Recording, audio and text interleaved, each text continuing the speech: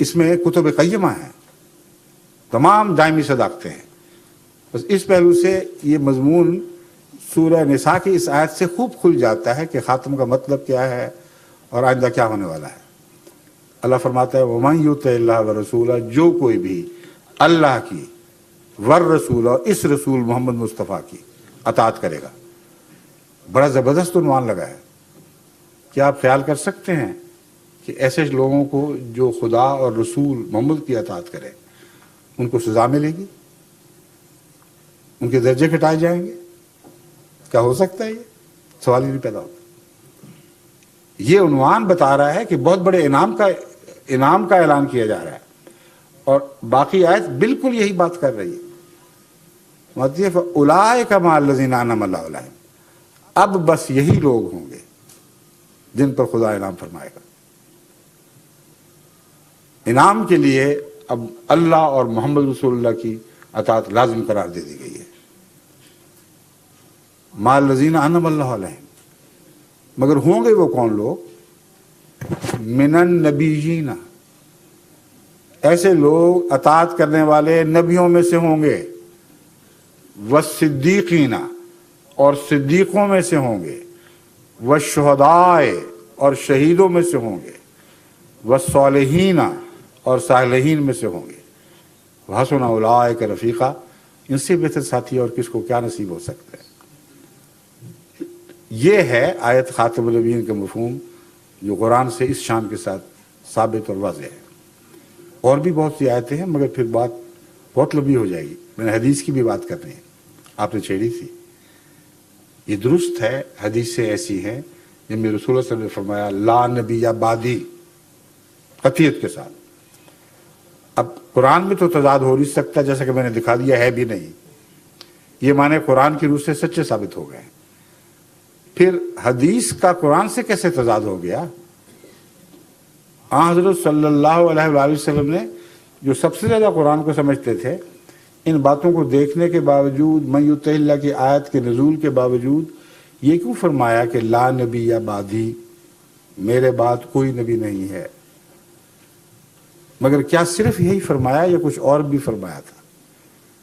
جس طرح خاتم کے سوا اور بھی آیتیں ہیں، اس طرح اس کے سوا اور بھی تو حدیثیں ہیں. اگر ان کو سامنے نہیں رکھو گے تو پھر حقیقت میں حضرت اقدس محمد رسول اللہ کا منشا تم پا ہی نہیں سکتے. اور اصول یہی ہے کہ تضاد وہاں بھی نہیں نکلے گا. حضور اکرم نے ایک طرف یہ فرمایا، دوسری طرف فرمایا کہ آنے والا مسیح جس کا وعدہ دیا گیا ہے وہ نبی اللہ ہوگا. اور حدیث مسلم میں ایک ہی حدیث میں 4 مرتبہ اس کو نبی اللہ فرمایا ہے. اب کیا حضرت رسول اللہ صلی اللہ علیہ وآلہ وسلم یہ کہتے وقت اس بات کو بھول گئے تھے کہ میں نے تو کہا تھا لا نبی بعدی؟ پھر بعدی کا کیا معنی ہے؟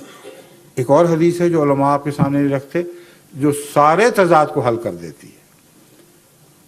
فرماتے ہیں لیس نبی بینی و بینہ، جس مسیح کے متعلق فرمایا کہ وہ نبی ہوگا، آئندہ زمانے میں ہوگا اور نبی ہوگا، اس کے متعلق فرمایا لیسا نبی بینی و بینہ.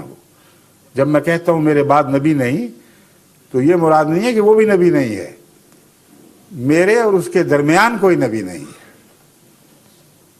میرے اور آنے والے مسیح کے درمیان کوئی نبی نہیں ہے. اب تضاد کہاں رہا باقی؟ بعدی قیامت تک کے لیے ہے یا کسی معین وقت کے لیے؟ بعدی کبھی چھوٹا اثر بھی رکھتا ہے، لمبا اثر بھی رکھتا ہے. سوال یہ ہے کہ محمد رسول اللہ صلی اللہ علیہ وآلہ وسلم اس بات کو قیامت سے ملا رہے تھے یا ایک لمبے عرصے کا بعد مراد ہے جس نے کسی وقت ختم ہونا تھا؟ کس بات پر، کس وجود پر ختم ہونا تھا؟ حدیث مسلم نے بتایا کہ اس کے باوجود مسیح نبی اللہ کے طور پر آئیں گے. اور اس حدیث نے دکھا دیا کہ حضرت صلی اللہ علیہ وآلہ وسلم کا منشا یہ ہے کہ میرے بعد عیسیٰ کے آنے تک کوئی نبی نہیں آئے گا. یہی مضمون عمر کے متعلق روایت کرتے ہوئے حضرت عمر رضی اللہ تعالیٰ کو حضرت صلی اللہ علیہ وسلم نے ان کے متعلق بات بیان فرماتے ہوئے کہا کہ اگر میرے بعد آنا ہوتا تو عمر ہوتا۔ صاف پتہ چلا کہ مان بعد مراد ہے۔ ایک لمبے عرصے تک امت میں خدا تعالیٰ کسی کو بطور نبی بلکہ امتی نبی کے طور پر بھی مبعوث نہیں فرمائے گا۔ اگر فرمانا ہوتا تو ایک اور حدیث وضاحت کر رہی ہے کس کو فرماتا۔ حدیث میں ہے حضرت ابراہیم جو حضرت صلی اللہ علیہ وسلم کے صاحبزادے تھے، جب چھوٹی عمر ہی میں آپ کی وفات ہوئی تو ان کو لحد میں اتارتے ہوئے، اور یہ واقعہ آیت خاتم النبیین کے نزول کے بعد کا یاد رکھیں، تمام علماء کو مسلم ہے، اس میں کوئی اختلاف نہیں۔ جب حضرت ابراہیم کی چھوٹی عمر میں وفات ہوئی، ان کو لحد میں اتارتے ہوئے حضرت صلی اللہ علیہ وآلہ وسلم نے فرمایا لو عاشا لکان صدیق النبی، اگر یہ زندہ رہتا تو یقیناً صدیق نبی بن جاتا۔ یہ اس وقت فرمایا جبکہ خاتم النبیین کی آیت نازل ہو چکی تھی، جب یہ بار بار فرما چکے تھے کہ لا نبی بعدی۔ اب اس نے بات کا ایک اور معنی نکال دیا اور ابھار کو سامنے رکھ دیا، جس کو پرانے زمانے کے متقی اہل علم نے سمجھا، پہچانا اور ہمارے سامنے رکھا۔ یہ سوال اٹھایا گیا ہے، بحثیں اٹھی ہیں کہ خاتم النبیین کے مخالف حضور اکرم صلی اللہ علیہ وآلہ وسلم یہ کیا کہہ سکتے تھے کہ اگر یہ بچہ زندہ رہتا تو نبی ہو جاتا، تو آیت خاتم النبیین کو منسوخ کر دیتا۔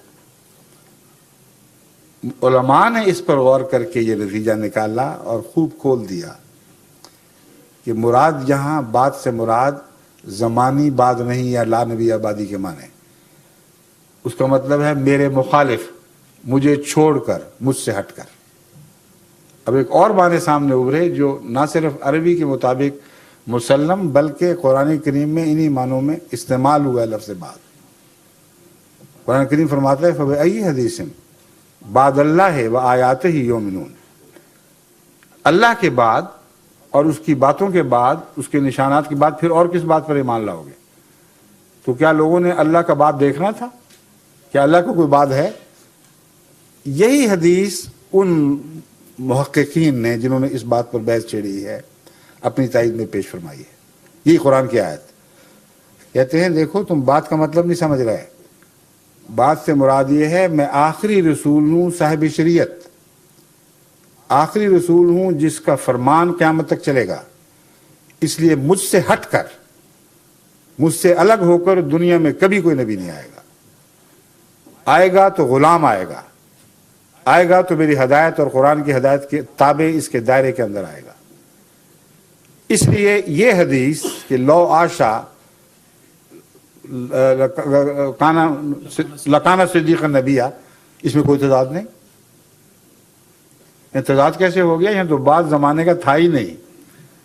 اس حدیث نے ثابت کر دیا کہ وہ معنی جو تم سمجھتے رہے وہ غلط ہے، کہ بعد سے مراد زمانہ ہے۔